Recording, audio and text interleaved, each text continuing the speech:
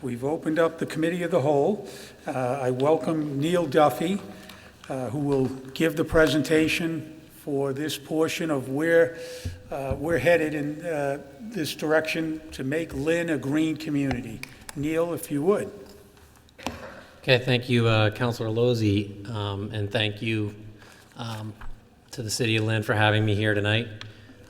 This is, I think, the third time I've spoken to you folks about green communities in some form, so some of this material will be material you've heard before. I'll try to briefly just provide a little bit of an overview, but get to also to the point of the matter at hand, which is explaining the stretch code and what the City Council needs to do to adopt the stretch code, which is one of the criteria for green communities. I think you have this presentation in your packet.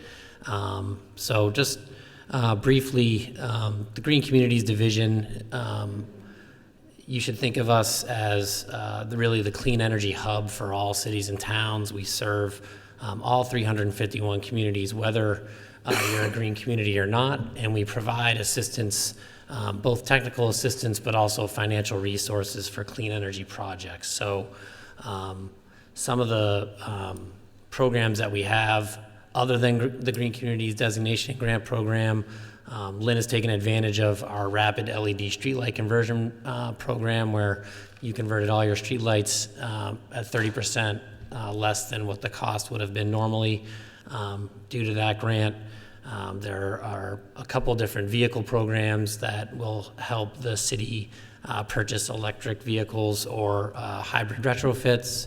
And we have technical assistance grants to help with any clean energy feasibility studies that you may want to conduct. So you should think of us as a resource, and certainly contact me with any energy-related questions, and I can hopefully point you to the right people and connect you with other resources. So the Green Communities Designation and Grant Program, it's really our flagship program. Currently there are 240 green communities in Massachusetts, and hopefully Lynn will be joining that group in the fall. We provide up to $20 million a year in grants and loans to designated communities, and those grants go to fund energy efficiency and renewable energy initiatives and projects for the city and for city facilities. To date, we've awarded over $100 million in grants, which are providing over $14 million in savings a year. And that is the equivalent in energy to removing about 3,500 homes from the grid, 7,500 cars from the road every year. And just to give you a flavor of what some of your neighbors are doing, you've got Beverly, Salem, Swampscott, Saugus, Revere, Nahat, Melrose, Malden, Everett are all green communities. Salem and Swampscott in Beverly in particular have been green communities for quite a long time and have been able to really take advantage of our grant program and have each received over the course of their designation over $1 million in grants to fund different energy efficiency projects in their city and towns. If the way it works is when a municipality is designated as a green community, you receive a designation grant, and that designation grant is $125,000 plus an adder, which is based on population and per capita income. And so for Lynn, that grant would be approximately $500,000. And again, that designation grant would go towards energy efficiency projects, things like converting lights in school buildings, HVAC upgrades, weatherization of buildings. Those are the typical projects that you see, new boilers, chillers, rooftop units, that sort of thing. Once that designation grant is spent, then the city would be eligible to participate in our annual competitive grant rounds. And right now, those grants are capped at $250,000, and you'd be eligible for those annual competitive rounds as long as you have spent any previous grants and have filed an annual report with us on your green community status, which is basically telling us where you are in terms of your energy reduction plan. So, and if you're looking, I'm on page, I think it's like page 10 of your handout. So to become a green community, you have to meet 5 criteria. Like I said, what I really want to focus on is the stretch code. That's one of the criteria, and that's the one that needs to be adopted by City Council. Briefly, the other ones, the first 2 criteria, the city needs to have as of right siting for renewable or alternative energy generating or research and development or manufacturing facilities, and the permitting process needs to be one that doesn't take any longer than a year for such facilities. That zoning, we believe, is in place for Lynn, so it's just a matter of having the city's attorney confirm that for us. The third is developing an energy reduction plan.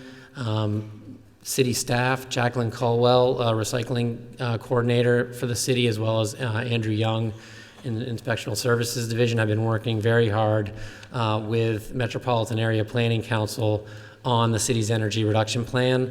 It started in August of last year, and they've been developing the city's baseline and then developing a plan to reduce that baseline energy use by 20% in 5 years.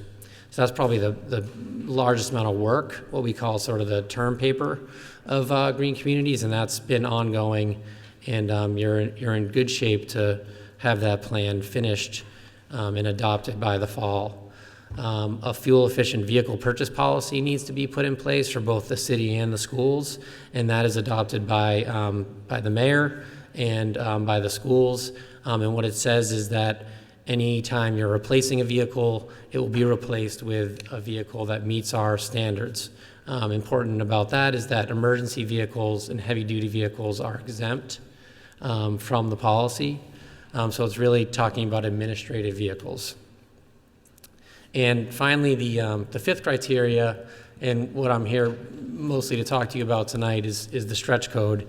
And the language in the statute is that you need to minimize the life cycle costs of new construction, but really the only way that we're aware of to do that, and the only way that anyone is known to do that, is to adopt the stretch energy code. So I want to talk a little bit about what the stretch energy code is, and then I'm happy to entertain any questions that you all may have.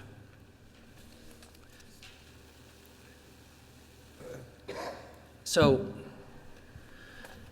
the stretch energy code has been adopted now by 271 municipalities in the state out of the 351 cities and towns. So over 75% of the population lives in a stretch code community. So the current stretch code only applies to new residential construction and new commercial construction over 100,000 square feet, or new commercial over 40,000 square feet for conditioned spaces. So what's really important to know about that is for your residents who are doing kitchen renovations or additions or bathroom renovations, it doesn't impact them at all. It really is only impacting new residential construction. So in Lynn right now, the way the stretch code works is it's really part of the base energy code. It's just restricting the pathway that you can take in the base code. So in Lynn right now, if I were to build a home, I have 2 paths to comply, if I'm a builder, to comply with the code. There's a prescriptive path and there's a performance path. The prescriptive path says that there's a checklist of compliance measures, so insulation of a certain level, heating and cooling equipment of a certain efficiency, and you check off the boxes on that prescriptive list, and you meet the code. There are also inspections that are required during and post-construction in the prescriptive path. The performance path requires that the home will perform to a certain level, and that gauging that performance requires computer modeling on the front end before construction and on the back end, as well as inspections during construction. And as I just mentioned, those inspections are also required for the prescriptive path. So what the stretch code says is that you have to follow the performance path. You can't follow the prescriptive path. And the reason for this, and the reason that it's important to test performance is you can think of it as like miles per gallon for a home. It's really gauging the efficiency of the home. And when you follow the prescriptive path, a home may have efficient measures in it, but it's important to have third-party verification that that home is actually performing the way it's supposed to. And that's what the performance path allows for. And the most common way, there are a couple ways to comply in the performance path, but the most common way, and the one I'll talk about tonight, is through a HERS rating. And HERS stands for Home Energy Rating System. So a home, to meet the performance path, needs to achieve a 55 on the HERS index. And what that means is a 100 on the HERS scale is a typical home in 2006. And so every point below 100 is a percentage of efficiency better. So a 55 is a home that's 45% more efficient than a typical home in 2006. So again, that's the level that a home needs to meet now in Lynn if someone were to follow the performance path. And what Stretch is saying is that you have to meet that and you can't follow the prescriptive path. Neil, and Yep. We're really cut for time, so can we Sure. cut it to, and then open it up for questions? Of course. Do you want to just go over in 2 minutes, whatever Yep. you might have missed that's important? No problem. Thank you, Neil. So to cut to the chase, so the HERS process requires modeling on the front and the back end, as I mentioned. A HERS rater is the one who does that modeling, and the HERS raters are the ones who often are performing the inspections that are required in both paths to compliance in the base code anyways. So it's an added service that a HERS rater would be providing. When it comes to cost, there's information there for a gas-heated home, which is the most commonly heated home in Lynn in most communities. And what it really says is that at the end of the day, with the utility incentives and the added cost of construction for a typical home, this is based on a typical home that comes through the Mass Save New Construction Program, the homeowner is going to be coming out cash flow positive in the first year when you weigh the incentives as well as the energy savings that they'd see. And so we have similar analyses for homes heated by oil, propane, and electricity, where the homeowner is really coming out cash flow positive in the first year. Again, these are examples of typical homes based on what comes through the Mass Save New Construction Program.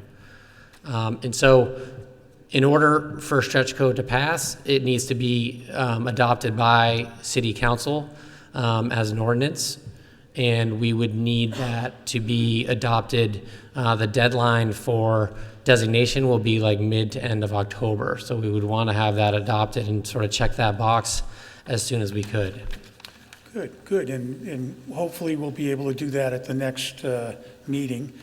Thank you, Neil. This is something we've been working on for going on 3 years now, and I appreciate the fact that our new mayor, relatively new, right, Tom, is on board with this. So if there are any questions for Mr. Duffy and Councilor Starbird. Thank you. So with so many towns that have already signed up to be green communities, are these building standards becoming the norm? Yeah, I mean, so what we hear from a lot of communities that have not adopted stretch, and what we hear from builders, is that they're already doing this anyways. Most builders work in multiple communities, so they're very familiar with the stretch code and the requirements. And there also is some flexibility in following the performance path that is preferred by a lot of builders because, as I mentioned, in the prescriptive path, you have to do certain things. In the performance path, you just have to meet a certain level of performance, but how you do that, you have some flexibility there. So it allows builders to not necessarily put insulation in places that it's hard to put insulation in, but maybe they can make up for that with more efficient heating equipment or, orienting the building in a different way. So it gives them a little flexibility on the design. And with the additional inspections that you referred to, who carries out those inspections? Is it our ISD people? Or? Yeah, no, so the builder is responsible for that, and so it's the inspections are done usually by a HERS rater. And as I mentioned, those inspections, there actually aren't additional inspections in the performance path. It's the same inspections. The additional service is the modeling on the front end before construction and on the back end. And the builder's responsible for doing that and then filing the paperwork with your building inspector. Okay, and those inspectors work for who?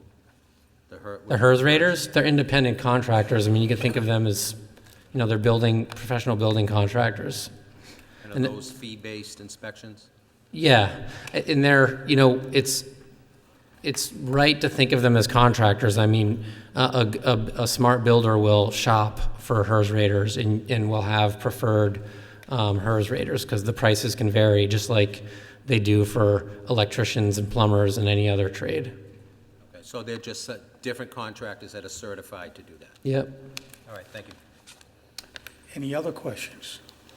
I'd like to make a motion to accept the presentation. And set it down for a public hearing? Councilor Walsh? I'd just like to accept it as a presentation at this time. Well, I think we've heard that we've got to adopt this by October. Yeah, I think we need to have some other discussion with some of the builders and see if this is going to be an issue for them. I'd like to I got the packet on Friday. I don't know, I haven't really spoken to anybody, so I don't know how everybody else feels, but. Second the motion. Okay, there's a motion to accept for the record. All those in favor? Roll call. Counsel Barton? Yes. Yes. Counsel Chakutis? Yes. Yes. Counsel Calucci? Yes. Yes. Counsel Field? Yes. Yes. Counsel Hogan? Yes. Yes. Counsel LaPierre? Yes. Yes. Counsel Lozey? Yes. Yes. Counsel Net? Yes. Yes. Counsel Starbed? Yes. Yes. Counsel Walsh? Yes. Yes. Counsel Seer? Yes. Okay, thank you, Mr. Duffy. Thank you. Thank you.